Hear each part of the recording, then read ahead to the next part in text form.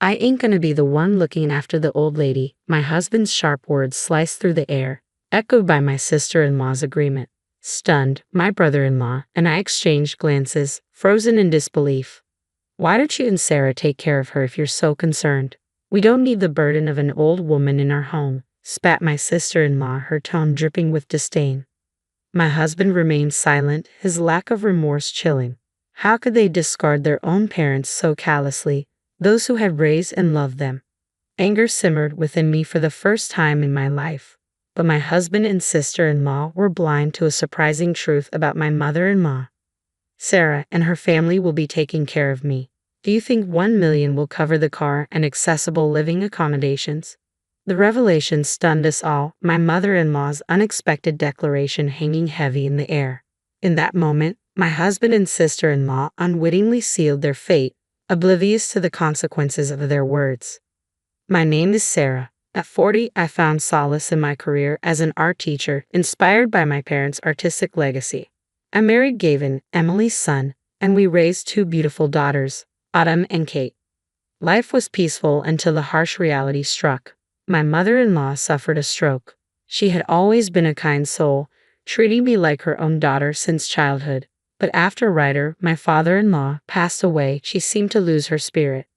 I noticed a change in my mother-in-law's demeanor and made it a point to visit her often with my kids. We'd spend quality time together, even venturing out on outings that seemed to lift her spirits. But one day, I received a frantic call from my children informing me that she had collapsed. Without a second thought, I rushed to the hospital, hastily explaining the situation to my understanding boss at the art school where I taught. Upon arrival, I was met with a scene that left me speechless. My husband, sister-in-law, and kids were engaged in a heated exchange. Dad, Aunt, why would you say something like that? Grandma is your real mom, right? My children's innocent voices pleaded, only to be met with my husband's sharp retort. Shut up. You kids have no business in this. Keep your mouth shut. Witnessing my husband shouting at our children in the hospital, and my sister-in-law glaring at them, I intervened, desperately trying to diffuse the tension. What's going on here? Calm down, I urged, struggling to catch my breath. But instead of cooperation, my husband and sister-in-law unloaded the situation onto me and swiftly left. It wasn't the first time my husband had treated our children and me differently, showing little concern for our well-being. Despite his part-time job, which kept him occupied for 4 days a week, he failed to contribute significantly to our family's finances. Worse yet, he squandered what little he earned on himself, leaving little for our needs. His absence extended beyond his job, with him rarely present at home. Even when he was preoccupied with his phone or lost in a comic book, ignoring my pleas for help with household chores and quality time with our kids. It was a stark contrast to the generosity we had experienced from my parents-in-law's friends when we first started our family. I never imagined our life would take this turn. It leads me to question if I should have given more thought to my choice of life partner. As for my sister-in-law, she mirrors my husband's indifference towards me, our children, and even our mother-in-law. It's not just with her, she treated my father-in-law the same when he was alive. Her sole interest seems to be her job as a hostess where she entertains young men. Consequently, she neglects household chores and caring for our shared home. Whenever our mother-in-law attempts to communicate with her, she snaps back with disdain, prioritizing her own time and needs. The saying, "the same parents' hearts are unknown to their children," couldn't ring truer in this situation, or rather, it's even worse. Witnessing such atrocious behavior from my husband and sister-in-law left me speechless. Yet amidst this turmoil, my main concern remained with my mother-in-law, who was undergoing surgery. Prayers for her well-being filled my thoughts as I navigated through the chaos. Amidst it all, a familiar face arrived at the hospital, someone I had called on our way there. "Sister-in-law, how is Mom doing?" Shane, my husband's younger brother, stood before me, accompanied by his wife Maya and their twin daughters who were the same age as our children. Panting and drenched in sweat, they had rushed to be with us. Shane had found success as a novelist, his hobby-turned-career flourishing after one of his novels became a hit online during his university days. He married Mia 2 years after graduating and welcomed twin daughters. Now, they lived peacefully in the city, away from the family home. "She's still in surgery. It's uncertain what will happen," I informed them, grateful for their presence amidst the uncertainty. I wished I could offer words of reassurance, But faced with such uncertainty, my attempts felt feeble. However, the younger brother-in-law appeared slightly relieved, a stark contrast to the tension radiating from his older siblings. Unlike my husband and sister-in-law, he genuinely cared for us and our mother-in-law. Concerned about her aging and widowhood, he remained in close contact, frequently bringing his family back to their parents' house to check on her. These visits served as a source of comfort and strength for our mother-in-law. My in-laws, inherently kind souls, always avoided unnecessary conflict with my husband, sister-in-law, and brother-in-law since childhood. Sadly, this may have inadvertently contributed to my husband and sister-in-law's current demeanor. Yet amidst the discord, my brother-in-law emerged as a beacon of decency. Hours later, the surgery concluded and the doctor ushered us into a small room. "We've done all we could. She'll survive, but there will be lingering effects. She'll require round-the-clock care," the doctor disclosed, leaving us breathless. The prospect of my mother-in-law's recovery filled me with hope. Neglecting her care would mean enduring more interactions with my husband and sister-in-law than I cared for. Despite our reservations, my brother-in-law and I resolved to involve them. After thorough explanation and persuasion, they reluctantly agreed. Gathering at my in-laws' house, we convened a meeting while our mother-in-law remained hospitalized. Both my husband and sister-in-law attended, but their demeanor quickly soared as complaints poured forth. They adamantly declared their disinterest in caring for our mother-in-law. "I've taken care of that old hag." "Same here." Those appalling words from my husband left both my brother-in-law's family and me frozen. "Brother, sister, don't joke at a time like this. If you won't look after her, what's going to happen to Mom? Why should we care? You and Sarah can take care of her," my sister-in-law dismissively replied, fiddling with her beautifully manicured nails. My husband, too, nodded with a bored expression etched on his face. "Then we should consider placing mother-in-law in a nursing home." "What nonsense. You're suggesting we use our money for that old woman? A nursing home? Are you kidding? That's just throwing money down the drain." My brother-in-law finally erupted at their outrageous remarks. "So you're seriously abandoning Mom, not willing to care for her or even put her in a facility? Shane, you're being annoying. If you're so concerned, why don't you and Sarah take care of her? We don't need a senile old creature around," my sister-in-law spat out, her expression deeply exasperated. My husband, too, showed signs of frustration. Unable to stay silent any longer, I interjected, "Hold on, what's the meaning of this? She's your mother, and Gavin's and Shane's right. As if we cared just because she's our mom. Why do you assume we have to take care of her? Shane is her son too, so you and Shane can take care of her. Sarah, you don't have formal qualifications, but you've been caring for Mom almost every day, right? So looking after her should be a piece of cake for you, right?" With that, my sister-in-law smirked in the most disgusting way, and I no longer had the energy to argue. The situation was the same for my brother-in-law's family. We decided to bring this issue up with mother-in-law first.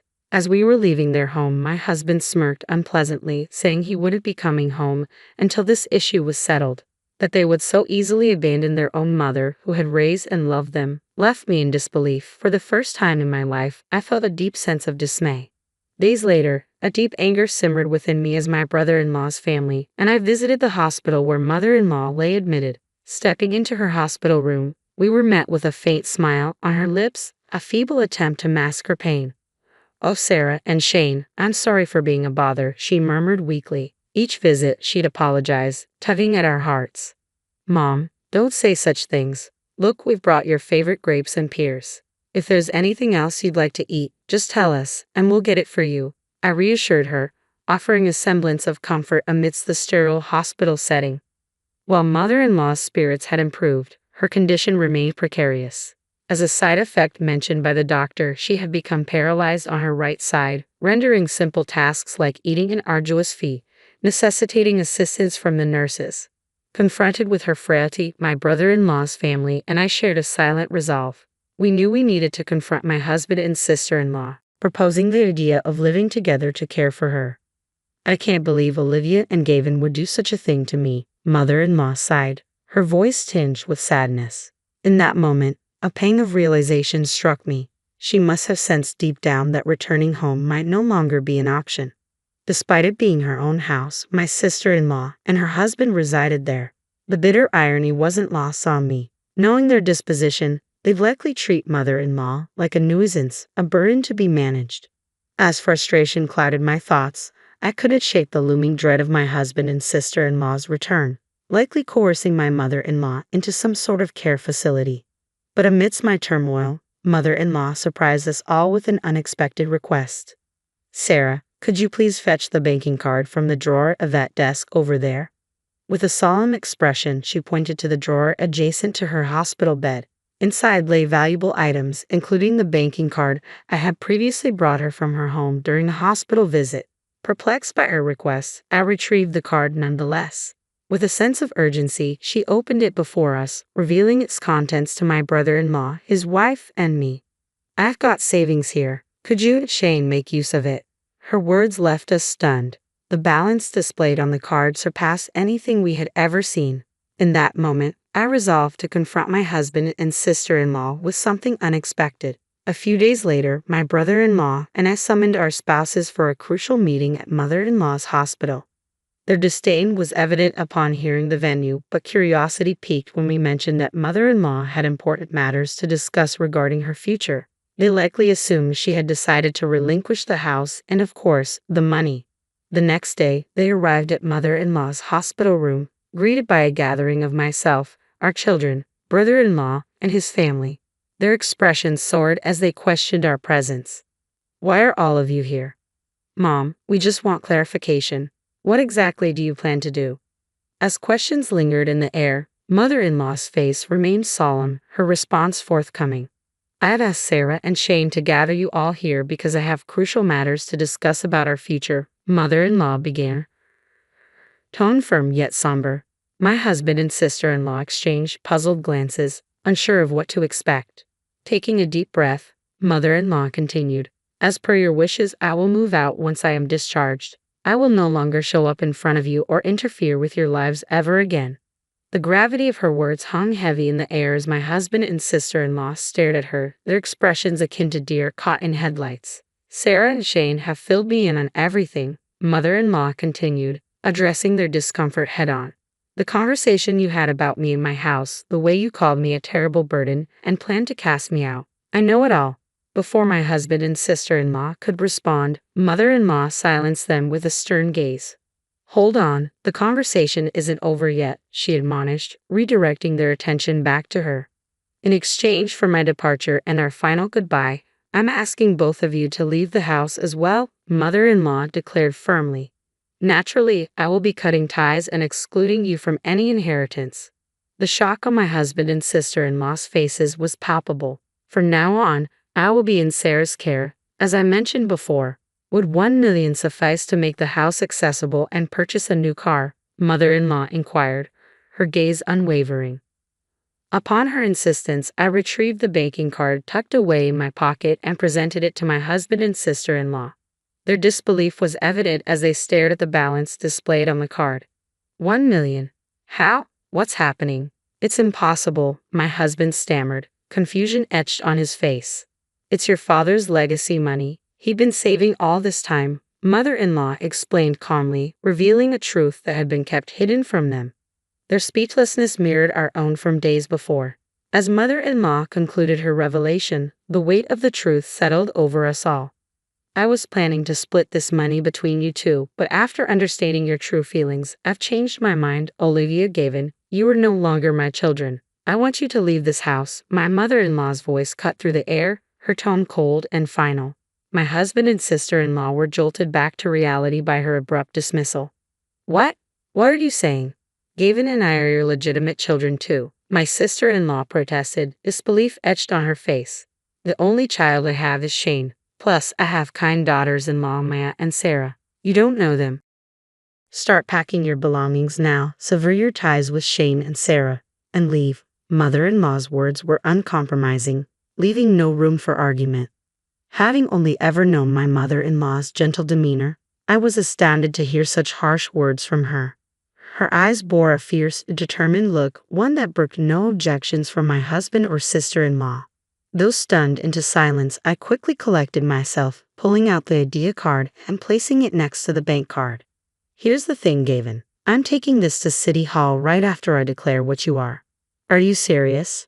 My husband's eyes widened in shock at the sight of the divorce application I brandished. This goes to show how much you must despise me, right?